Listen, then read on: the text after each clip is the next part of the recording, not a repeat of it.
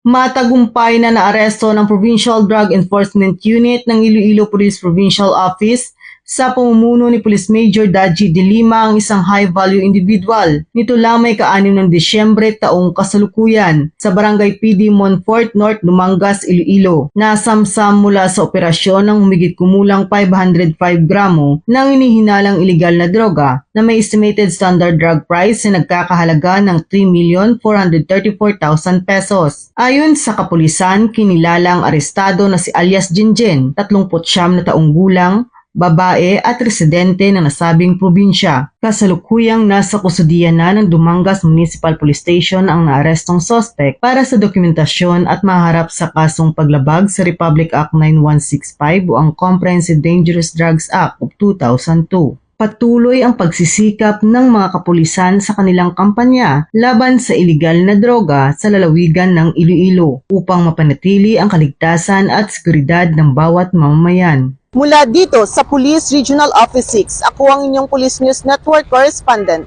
Patrolwoman Charmaine Balunsat, alagad ng batas tagataguyod ng Balitang Pulis.